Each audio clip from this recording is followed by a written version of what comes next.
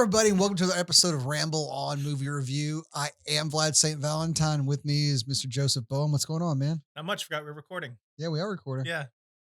I just said some really bad things. It's all right. I'll edit them all out. Miles is back there producing today, man. What's going on? It's going. Just, hanging out, playing footsies with Joey under the table. All three of them.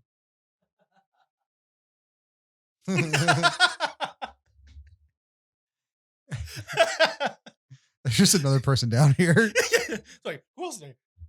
That's the Gimp. His name's Buster. All right, so we're talking about Leprechaun here in time for St. Patrick's Day this year. And man, it has been so long since I had seen this movie. Same. This was one of those movies that I saw as a child, and certain movies when you're a real little kid, horror movies that you're allowed to see because your parents know they're completely damn ridiculous, get built up into a bigger thing than they actually are in your head because it's the first time you get to watch a scary movie. Looking at you, It. That is our generation's overblown film. And the only redeeming quality to it is Tim Curry's performance. Yeah, that's it. Yeah. And made for TV series is what it was. So of course it's going to be dumbed down and edited out and for TV. And yet for some reason it still scared the hell out of children. I don't know why. Yeah. No, I thought it was funny. I've always liked clowns. So I thought Tim Curry was hilarious. Freddy's Dead was when I got to rent. That was like the first horror movie I was allowed to rent as a child, like at my 8th birthday party with a sleepover, and we got to rent Freddy's Dead. We were going to watch a scary movie, and I thought this was what scary movies were. It was ridiculous and over the top. But Jason Goes to Hell was one of ones, same time, I think. I skipped over that one. I was more into Freddy Krueger than I was into, because I had seen clips from Dream Warriors as a child, and it kind of screwed me up. Rightfully so, because that's when we had like the marionette, right? Of the marionette. That one was so cool. I even now I still love that scene. Well, I had this little like black and white TV in my room growing up, like one of those, like it's got the UHF and the VHF, a little terrible rabbit ear one that got no channels on it. But the only thing that mattered that came in is at 10 o'clock if you could get I Love Lucy on channel 33. Okay. And so the little TV, as long as I can get that in, you're good. But we tuned it in, and I don't know why I was just clicking through, and it was like a late night movie on a Saturday, and it was Dream Warriors was on channel 21 or something like that. And I got, I was just transfixed by the worm eating the girl. Yeah. The TV scene and the marionettes. That was all that same movie, wasn't it? Yeah. I kept thinking that was across different ones. No, that was all one movie. The kids at the kids' home. No, he's outside. Did he get inside again? No, he's just yelling. Cats are shiesty. They are tenacious, that's for sure. But Leprechaun was one of those I got to see like in elementary school, because at my rich friend's house, and that one and Season of the Witch, which was freaking awful. But this is one of those that got built up into something bigger because it was a scary movie. And actually, some of the stuff I remember from this film, I don't think I saw this film. I think I saw the second one. It's funny. The ones I remember the most was the one in Vegas, which I think is the third one. And then Leprechaun in space. Because I remember it being in space. I just remember the guy wishing they get the leprechaun trapped inside of an iron safe. And then the guy wishes for the leprechaun's gold, and the leprechaun makes it appear in the guy's stomach. And when he wants it out of him, he tears through his stomach to pull it out. Get it out of me! Get it out! So, is that your wish? Yes. I wish you to get it out of me. Very well.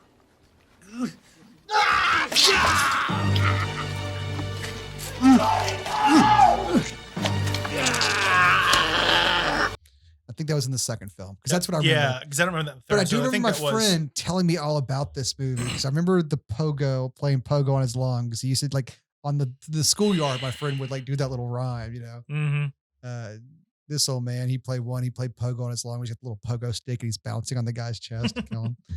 Oh no! This old left, he played one. He played pogo on his life. Teach you to steal me gold. So this movie was originally written as a straight horror film. And apparently Warwick Davies kind of insisted that they add some comedy and levity into the character, which honestly might be a redeeming quality because it takes this from being something that would have been not scary and just kind of ridiculous and one of those, oh God, they tried so hard. It's really bad, but not in a fun way. Yeah, like that, was it the Pinocchio horror movie they did? Yeah. Like one of those, yeah. The Rumpelstiltskin one. Yeah, that too. But this definitely took it to him trying to be funny and failing, but it being that just groan-inducing comedy. Consistently as well. Like that's, he kept doing the whole way through. So it's like, that's just his character. It made it something that actually I think spawned the legacy of series because it's not a great movie. I mean, it definitely didn't deserve sequels. I'll say that much. You got a third way through it, you look miserable. I was not happy with this one. Which is sad because you figured I would like it. And I remember thinking I liked it. But again, I was thinking a different one. No, they opened with the Leprechaun with battling some Irish guy. And I'm like, why open with the Leprechaun? Because that dispels a little bit of stuff. We should have seen him later on. They should have waited a little bit longer. Yeah, because when it comes like, especially to have like a monster of some sort, you usually want to do a slow build up to it. Yeah, they kept him in shadow, but still it wasn't enough. I was like, you shouldn't have opened with the Leprechaun. And then we get the guy who dialogue of any sort with it. Like, yeah, we get the guy who ships the urn back full of gold, and he's like telling his wife, he's like, no, it's not me mother's ashes, it's gold. And he's like, got the bag of gold. She's like, oh, with your nonsense. And it's like, he's got the bag of gold in his hands. Like, what are you not believing here? Yeah, that annoyed me. I'm still irked by the whole urn thing because he wouldn't have known the gold was in the urn until he saw what was in it, and he didn't do that until he broke it. No, he knew it was there. He shipped it back. He put it in the urn. Yes, he went to Ireland for his mother's funeral, and while there, found the gold and put it in the urn. Found the leprechaun, captured the leprechaun, and got his gold. And to ship it back, he put it in an urn and shipped it back so no one knew what it was. So he put it. Okay, I was thinking he found the urn that had the gold in it. And I was like, well, that doesn't make any sense. He captured the leprechaun. I got this random urn. I promise you it's not my mother. And smash. Like, we're rich. No, he knew it was in it. Okay. But the leprechaun, of course, shows up, kills his wife, or scares her down a flight of stairs. Yeah, scared her down a flight of stairs. Yeah, because the death scenes were not. There was only 4 deaths in this whole movie. I was about to ask how many, because there wasn't that many. No, it was super slim.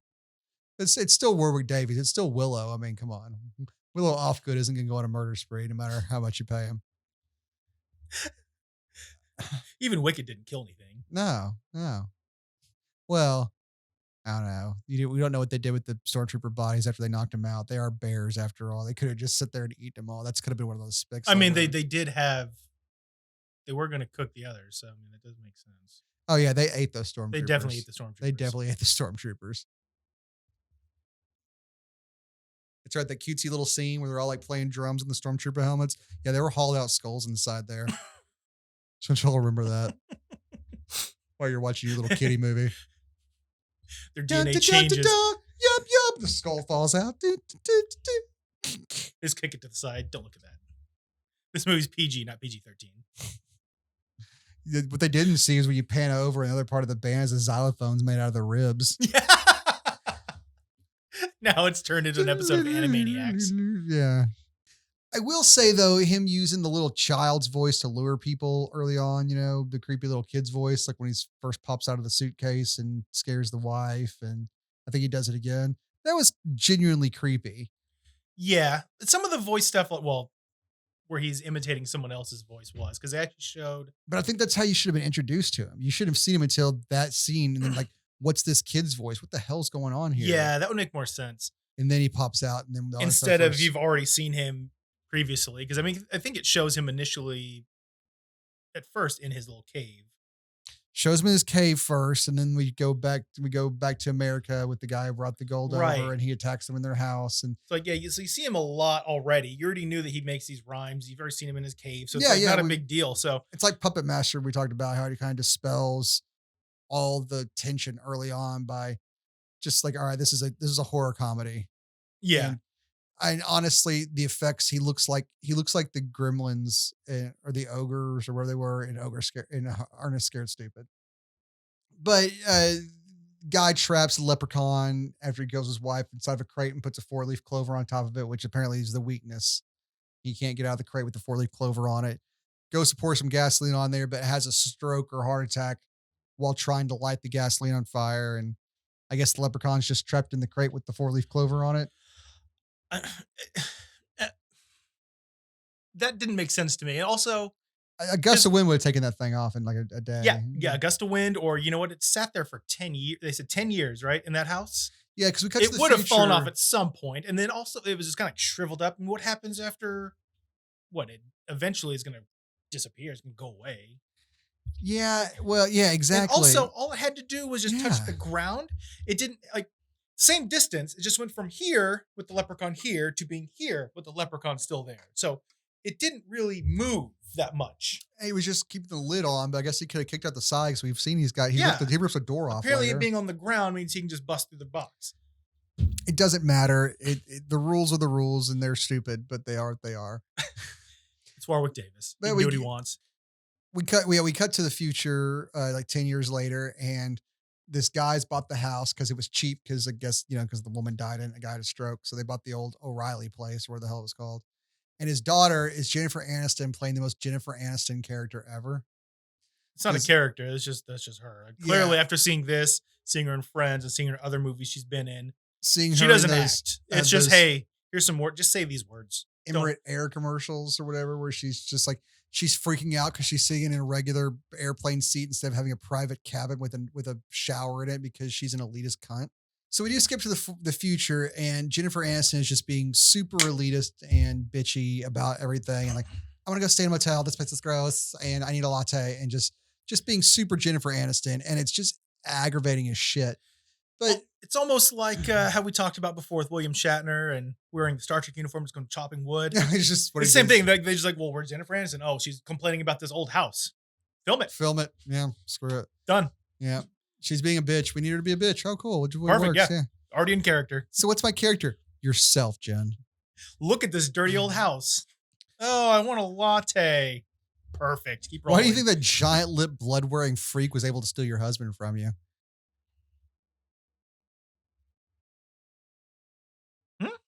We meet the other people in our story, the 3 guys who paint, which is Dime Store Kevin Bacon is the leader, followed by little kid from Angels in the Outfield, and Rookie of the Year, excuse me. And then Angels in the Outfield was Robin. And then Lenny from Mice and Men, played by the bratty guy from Pee-wee's Big Top Adventure. Or whatever it was. Or Pee-wee's Big Adventure. Francis from Pee-wee's Big Adventure, yeah. He's playing like Simple Jack in this. That's what I actually called him through all of this as I'm making notes because I didn't remember his actual name. Like, all I'm looking at is my critique of Simple Jack. Well, because all we can think of is like, who is letting this guy watch this kid? And I think I finally said, I was like, no, dude, I'm pretty sure the kid's watching him. Like, yeah. Because the whole time I'm thinking, first of all, they're painters. Like they're there painting the house. Why are you going to hire a child and that guy? They must have been the cheapest option.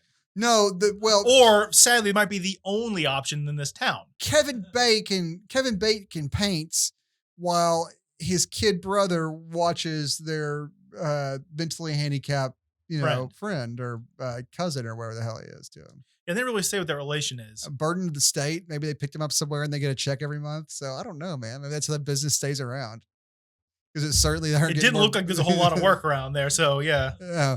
But that's why they take their time with the paint jobs and do a terrible job. Oh, we got to come back and redo it. That'll be an extra $20. Clearly, the only thing that's open in this movie is the diner. So, well, they at one point in time, when Jennifer Aniston, like, because she's like, I'm leaving, and they finally is like, well, you just can't handle it, and because she's a child, she reverse psychology works on her, and she's like, I'm gonna stick it out, but I think really she just wants to bone down with Dime Store Kevin Bacon. At one point in time, he's like, teach her how to paint. It's just like scribbles. It's like it's like the handicapped guy was doing a better job. He was. Yeah. But then again, he does do it for a living. So I guess there's that. He should have learned something. Yeah. But they finded the bag of gold from the old man in like his truck or something like that. His old It was in truck this on the old property. truck they found on the property. Yeah.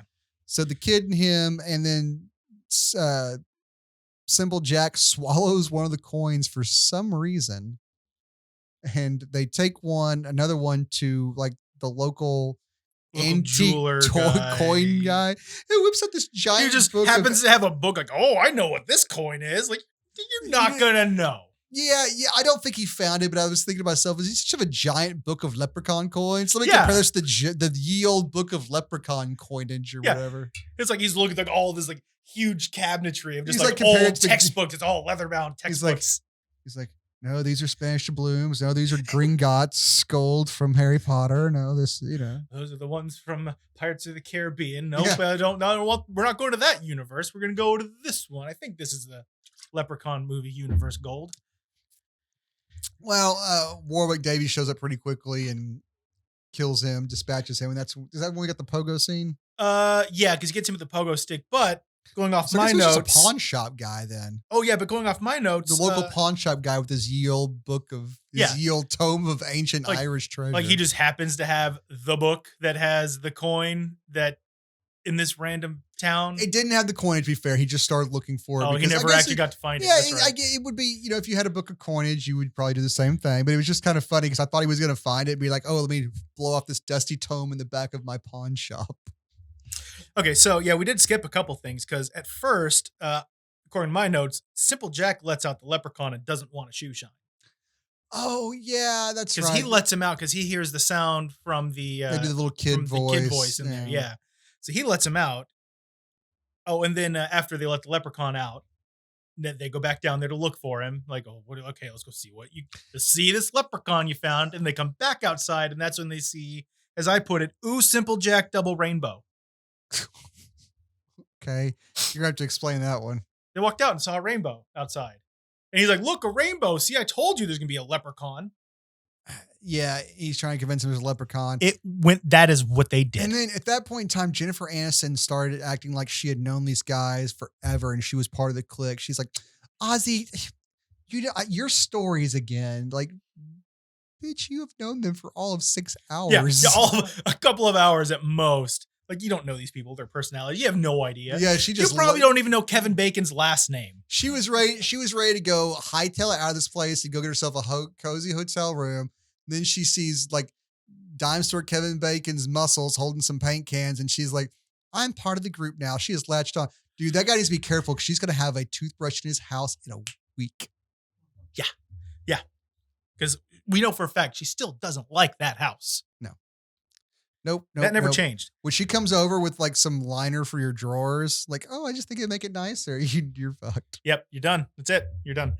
I also put here. Keep a few things here. That's right. When because as he was having her paint the house, she goes over and she feels something caressing her leg, and she thinks it's Kevin Bacon. Yeah, this is like an hour after they met. And after the minute, she's like, "Oh, he's touching my leg." And like she's sitting next to the truck, and she feels something touching her leg. Okay, if you just met someone and their idea of a prank is to hide under a truck and start rubbing your leg sensually, caressing your calves, you'd be like, "Oh, this guy's a fucking weirdo." That's a creepy thing to do. Yeah. Her reaction in no way should have been, ooh. I'm pretty sure. Even if there wasn't a leprechaun, even if it was the guy. Even if there was no talk of leprechauns earlier or not, that's still stranger danger. Just just common sense. But no, as I put it. It'd be like go inside and tell your dad to fire the guys who were trying to molest you on the front lawn. And that muscly boy's been touching me outside, Dad. Yeah. Come on. But yeah, as I put it, leprechaun caress her leg, ... She thinks it's a cute boy, you dumb bitch. How hard up are you that you're gonna let the inbred farmhand you just met grab your ankle and like maybe give you an upskirt shot? Like, yeah, like what the hell? Also, it's like she was like this close to him painting, and then she goes over there and is like, oh, clearly he's over there with me now too. At no point was he still standing where he was standing when I turned around watching him stand there. Like, that annoyed me so much. All I can say is I kind of wish you've like, I don't know, ripped her like shin bone out or something. Yeah. And like her knee just connects with her ankle. Now she like has a hobble for the rest of the movie. Never since characters in a Rob Zombie movie have I been rooting for someone to die. In which my next note after that is, why are Jennifer Aniston and this guy so damn close all of a sudden? Like they're at a diner eating. He's like, I want you to eat something. I'm worried about your health. Like you guys met. Yeah. 6 hours ago. Also, I get the whole like, leprechauns and like the shoes thing a little bit, but they kind of played into it way too much in this movie. Yeah. Like, or it didn't matter because what I had here was after he kills the guy, the pogo stick, kills the jeweler, he then shined his shoes. Yeah. I just said that's the equivalent of a murder reach around. Like, you know what? People have done weird thing with dead bodies. Weirder things with dead bodies. You've seen Red Dragon. I mean, come on. I've seen many movies that involve dead bodies. So yeah. You've done a few things yourself. I mean, I didn't know they were at the time. Yeah. I mean, that's a story I'm sticking to anyway. Yeah, I do have written here, speaking of the shoes, that Leprechaun's got a shoe fetish to rival Quentin Tarantino's. Yeah. Of course, his is a foot fetish. I guess that was a straight foot fetish. But sorry, who would say it was? It was Hoover's. Yeah, J. Edgar Hoover. Yeah. Also, like he was trying to shine shoes that were like velour and suede. You don't shine those. Man, whatever shoes they had lying around, they threw at him. Whatever was in the prop department, and he did his best to try and shine those bitches up. Even though it's just like a quick like. Then he puts it back down on the ground. You picked it up because it got dirty. You shined it and then put it back in the dirt.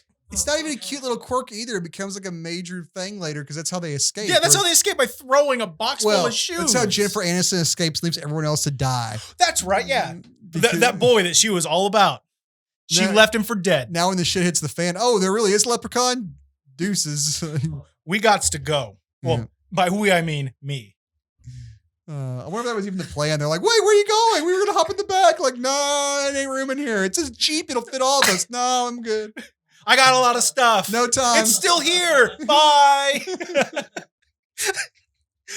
Okay, so this part I don't remember. Put a bear trap here. Put a bear trap there. What is that?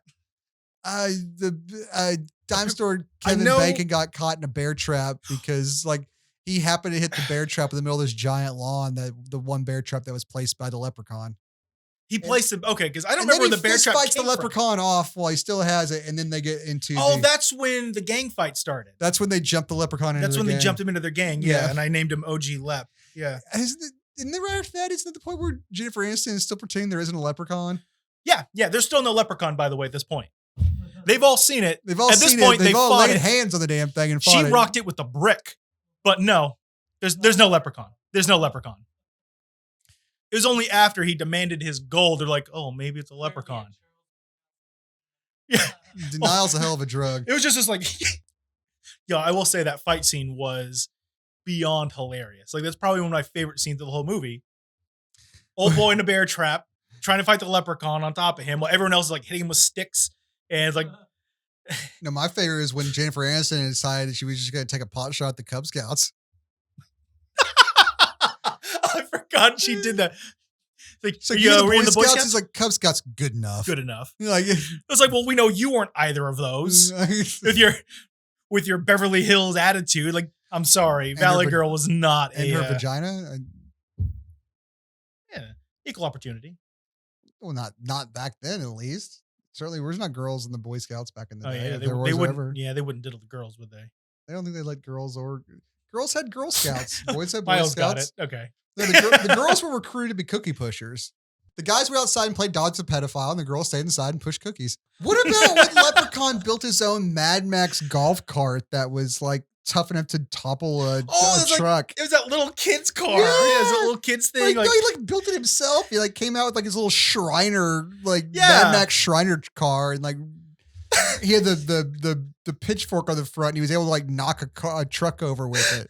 It was I thought it would make more sense. It had Flintstone power. He had to pedal his feet to get the thing to go. Engine on it or whatever, but with that little pitchfork on it made sense to me. I thought he was going to ram it into the side to puncture the side. Yeah, just punch a hole through it. No, apparently a pitchfork will flip the vehicle. Oh yeah. Yeah, flip the vehicle. I think it would have been funnier if it had stuck in, but the power still sent it over, but it stuck in. It just went over with it. It just oh shit, I think so. Or even better yet, it went through the door, flipped up, and threw him through the window That's what I'm inside. saying, yeah. Throw him into the truck with them. Or just catapults him like 20 yards away, snaps his neck, the mat, it's over. Roll credits. Roll credits. What about Jennifer Aniston's portable phone? I've got my portable flip phone. Flip? Hello? I'm curious what number she called to. Well, no, she probably just put 0 to get to the operator to find a hotel. Call 9456. We'll make catch you through. It's like, because I mean, I didn't see a phone book anywhere around there. No, I don't know who she was calling, but when she's trying to book a hotel at one point in that one, it's like, no, she was still denying. You don't even know this state. Like you went from California to like Wyoming or Iowa or wherever they were in. Who knows? Well, she just dialed 911. I'm sure 911 was a thing in the 90s. Yeah. What's your emergency? I want hotel room. There's a leprechaun. She didn't sound like that, but got it. You have a drug freak out. I'll send an ambulance. It's like, wait, where are you located at? Wyoming? Oh no, there's leprechauns out there. You're on your own. Click. Dude, they're all in Chicago. Well, the phone stops where the phone dies, and then she's still denying there's a leprechaun. And then this is what gets her turn. She picks up the phone, and then we get a recreation of the Nightmare on Elm Street tongue phone scene. You're right. But it's the strong hand from the strong hand from Scary Movie 2. Scary Movie 2, yeah. The little baby hand comes out, like touches her face. Yeah. Which honestly might be creepier than I might be more gross about that than the tongue. It's a borderline. Which one is more disgusting? Well, yeah, this one is a little different because with the one in Nightmare on Elm Street, like the actual mouthpiece of the phone turned into a mouth. Yeah. And they had the tongue come out. This one, the hand just like reached through instead. So I think the hand reaching through is a little bit different because if I'm talking on a phone, especially one that big at that time, and I see the bottom turn into a mouth, oh, that's weird. Before it even gets a chance to lick me. But this thing, the hand comes through. I'm not going to see it because it's already right there. So it's going to be like, oh, it's touching me. The phone is right here and something comes out. You're getting touched by it. Either it's a Freddy Krueger tongue or it's a creepy little leprechaun hand. So going back to when they go outside and we're pinned down the leprechaun. They throw the shoes. Where they get I don't know where they got the shoes from. Well, they were all Jennifer Aniston shoes. Oh, okay. She brought them. Yeah. I mean, okay. They're throwing her shoes and she just cheeses it and leaves them.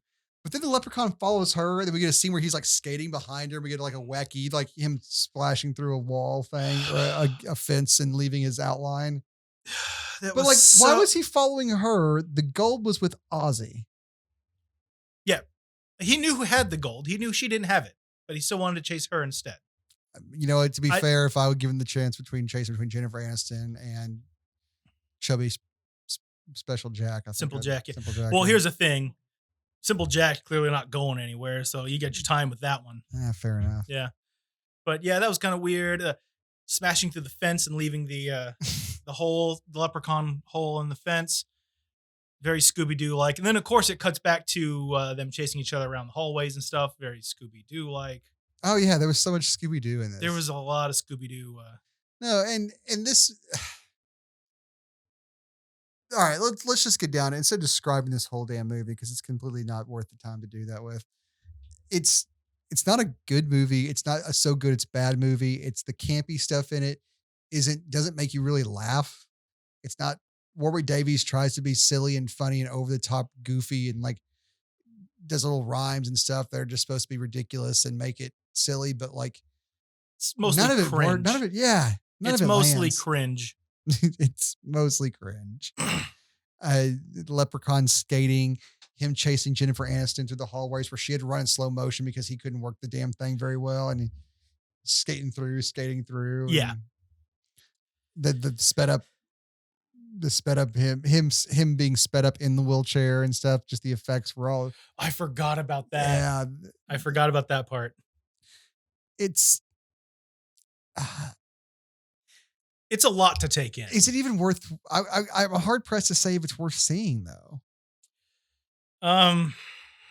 Like, all right, here, wrap it up. They kill him eventually. By the end, they slingshot a 4-leaf clover into his throat, and the go home action line from the kid. That's right, from the magic clover patch that was glowing green. Glowing green because apparently it was hit with the same meteor that turned Stephen King into Swamp Thing. as a creep show reference. Makes sense. You monkhead. Yeah. Yeah. But the kids' go home line was "fuck you, Lucky Charms," because Lucky Charms had revoked their right to use their product in the movie after they had seen the film, and they had to go back and reshoot some stuff where he eats some Lucky Charms and stuff. You know, for a while I thought maybe Lucky Charms just didn't want to work with, you know, something like a horror movie like that. But I think what it was, they heard a few too many of those jokes and were like, nah. Like, oh no, this movie's terrible. We don't mind the blood of the gore. This is just shit. And it is kind of shit. Yeah. But good news is it's St. Patrick's Day, and if you drink enough, you won't care. And honestly, it's more entertaining than watching some heavy-handed Irish movie about the IRA or some boring-ass Scottish historical flick like Rob Roy. Have you ever tried to sit through fucking Rob Roy? No. Holy shit, is that a slog? And I'm Scottish. Yeah, I've never seen that one. Oh, God. Yeah. Yeah, not much fun. And then the cops show up at the end of this film. Like, what the hell are the cops going to do? The bad guy dissolved. Like, what are you going to do? That's how every movie at that time had to end. Is that as soon as it's resolved, the cops show up right after. You feel comforted because the good guys are here. Oh, good. The cops are here now. It's like, what are they going to do? Like, oh, well, what do you mean there's a leprechaun? Bye. There's a puddle here. No one's hurt. Why would all four of us come screaming in here? Yeah. And like they all ended like that. Every movie back then ended with a bunch of police showing up. All right. Well, whatever. I think they didn't know how to end do it. A sequel, like, oh, the person from the first movie is usually in an insane asylum or something, because as soon as the cops got there, they went, yeah, Leprechaun, sure, cart this bitch off. Oh, that makes so much more sense, actually. That's what they're there for. Mm-hmm. Lock up those people to put them in the sequels, so then the villain can kill them in the sequel. Mm-hmm. Like Freddy did in all the Nightmare on Elm Street movies. Well, the main chick from, the main woman from the Chucky movie, the reason she wasn't in Chucky 2 is because she was in an asylum because she wouldn't recant what she saw. Whereas the two cops who saw that said they didn't see it, so they didn't end up in an asylum. They made a point to say that. See, that makes sense. That's what the cops are there for. Yep. Sequel fodder. Cops are there to lock you up. Don't trust the popo. Especially after you kill the leprechaun. Guys, thank you so much for joining us in this edition of Ramble on Movie Reviews. That was Leprechaun. It was our special St. Pat's episode. And honestly, I'm going to need to drink my weight in Jameson and Guinness to try and get over how terrible this movie was. Likewise. And there's still 4 or 5 more of them. Oh God. I'm not going through those. I'm sorry. Maybe Leprechaun in the Hood or Leprechaun in Space, but oh no, I think we've started something. We need to finish it. I'm just saying. We'll go to the Puppet Master movie first before Fair enough. All right, guys. Thank you so much for joining us. Please like, please subscribe. Man, let's go have some corned beef. And I'm going to make some Scotch eggs too. Sounds good to me. All right, man. Say howdy, mother, for me.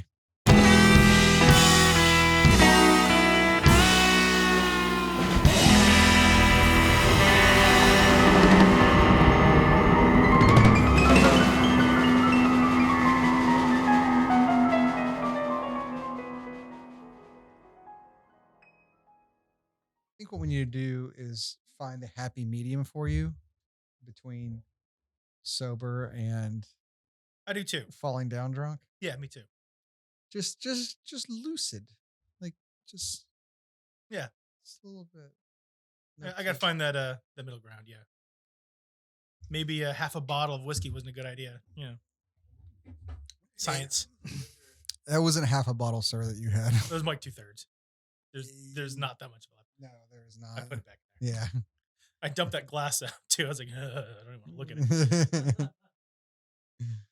I love whiskey. We're really good. Well, no, we're not good friends. I like whiskey a lot. But you have an Ike and Tina relationship. Drink too much, you're outside crying, seeing Rolling on the River.